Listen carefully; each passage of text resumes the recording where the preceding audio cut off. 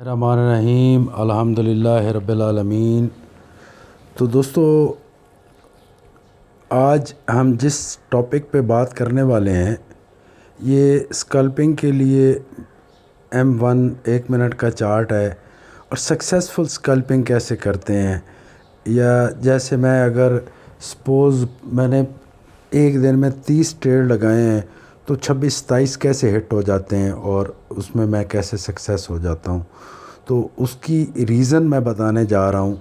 अगर आप लोगों को समझ आ गई तो आप इसी मेथड के साथ आप भाइयों ने काम करना है, तो इंशाअल्लाह ताला जितने भी ट्रेडर्स हैं फ्यूचर के अंदर छोटे टाइम फ्रेम पे सक्सेस हो जाएंगे। और छोटे टाइम फ्रेम पे अगर आप सक्सेस होते हैं तो हेडेक नहीं होती, ब्लड प्रेशर नहीं बढ़ता है, टेंशन नहीं होती है, आप किसी के साथ झगड़ा नहीं करते हैं। उसकी वजह ये होती है कि आपका जो ट्रेड है वो within 1 minute to within 10 minute close हो जाता है। अब यहाँ पे एक सिग्नल बना है, ये सिग्नल तो बन गया। अब क्या है, कुछ लोग क्या करते हैं कि सिग्नल बनने के बाद भी ट्रेड नहीं लगाते, वो भी ठीक होते हैं।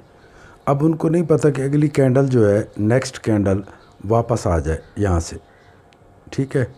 अब हम क्या श्योर समझें कि वाकई जो सिग्नल हमें मिल रहा है, ये जो ट्वीज़र बॉटम बना है, क्या वाकई ये एक कंप्लीट सिग्नल है मार्केट को ऊपर ले जाने के लिए।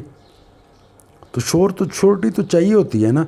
तो जो मैं श्योरिटी ढूंढता हूँ, मैं कैसे ढूंढता हूँ, मैं वो आप दोस्तों तक बात को पहुंचाना चाहता हूँ ताकि आप भी जब ट्रेड कर रहे हों तो इस तरह का जब आपको कोई कंफर्म सिग्नल मिले और साथ में उसको देखें तो फिर आपको पता चले कि वाकई यार ये मार्केट अब बाय पे जाएगी। मैं इसको एक एग्जांपल्स देता हूँ आपको।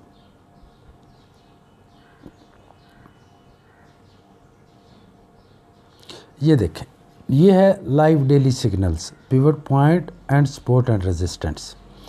अच्छा, मार्केट आपको पता चल गया कि 42.93 या 95 से मार्केट ने ऊपर जाना है और मार्केट ऊपर जाना शुरू हो गई और मार्केट फर्स्ट रेजिस्टेंस पे पहुंची 1743 पे, ठीक है।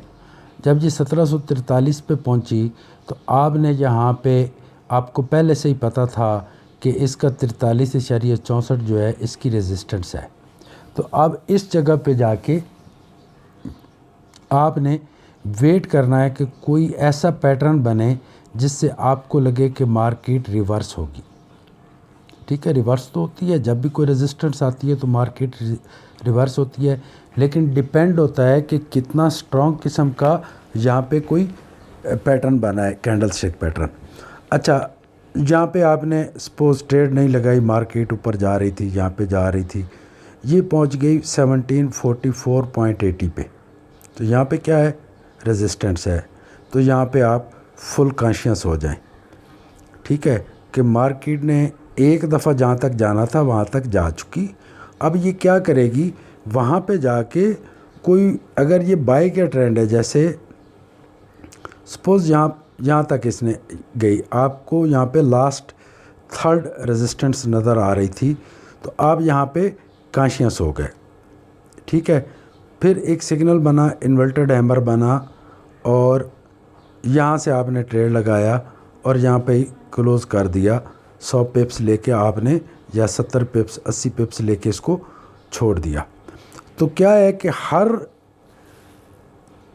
घंटे में 1-2 अपॉर्चुनिटीज़ आ रही होती हैं, ठीक है।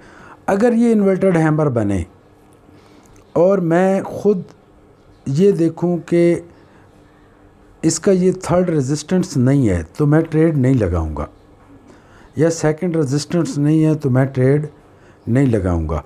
मेरी कोशिश होती है सपोर्ट का एंड कहाँ पे है, जैसे सपोर्ट का एंड है यहाँ पे मेरे भाइयों 1740 और यहाँ पे क्या है 44, तो यहाँ पे जो 40-39 के दरमियान में एक सिग्नल बनेगा, वो इन्वर्टेड हैमर बन सकता है, ट्वीज़र बॉटम बन सकता है, वो शूटिंग स्टार बन सकता है, वो डॉजी बन सकता है, वो कुछ भी बन सकता है, जिससे आपको कन्फर्म हो कि अब इसकी लास्ट रेजिस्टेंस सपोर्ट भी आ गई है और यहाँ से इसने कुछ ना कुछ रिट्रेसमेंट करनी है। सपोज़ ये 400 पिप्स नीचे आया है, अगर 400 आया तो 100 सिग्नल बनने के बाद 70 से 100 के दरमियान तो ये वापस जाएगा ही जाएगा।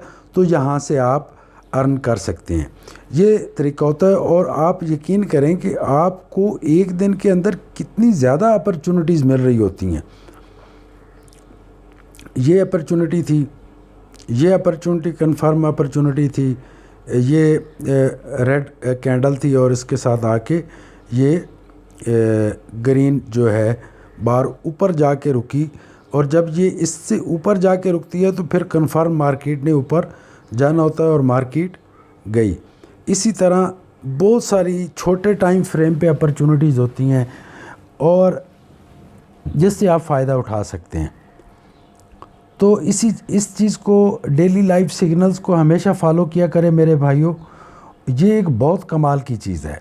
न्यूज़ को भी माइंड में रखें हमेशा। न्यूज़ की मैंने टाइम कहा हुआ है कि लिख के आप पेपर्स के ऊपर, अब ये सिग्नल्स बना, अगर आप उस टाइम डेली लाइफ सिग्नल देख रहे होते तो ये जो इतने रिवर्स आया है इसके पीछे कोई ना कोई रेजिस्टेंस अवेलेबल थी, दूसरी थी या तीसरी थी। जो इतनी ज़्यादा मूवमेंट होती है तो ये थर्ड रेजिस्टेंस की होती है, ठीक है। तो कितना बड़ी आपको अपॉर्चुनिटी थी, 42-40 से लेके ये मार्केट आई है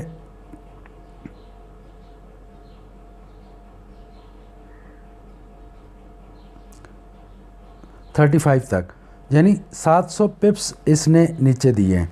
अब इसका स्टॉप लॉस आप लोगों ने यहाँ पे लगाना था फर्स्ट, और अगर आपने ट्रेड को क्लोज़ नहीं किया था तो नेक्स्ट स्टॉप लॉस आपको यहाँ पे लगाना था इस एरिया में, ठीक है।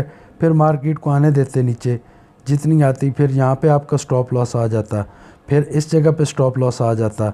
तो इस तरह ये नहीं कि आप, ज़रूरी नहीं है कि आप सिर्फ 100 पिप्स लें, आप ज़्यादा भी ले सकते हैं। तो ये मेरे माइंड में एक आइडिया है कि मैं आप भाइयों को बता दूं ट्रेडर्स को कि छोटे टाइम फ्रेम पे काम करने का ये आसान तरीन मेथड होता है। यानी आपके पास लाइव डेली सिग्नल्स को आप देखते रहें, यहाँ पे जो पिवट्स पॉइंट्स भी चेंज होते रहते हैं, सपोर्ट एंड रेजिस्टेंस भी चेंज होती रहती हैं आधे घंटे पे, 15 मिनट्स पे।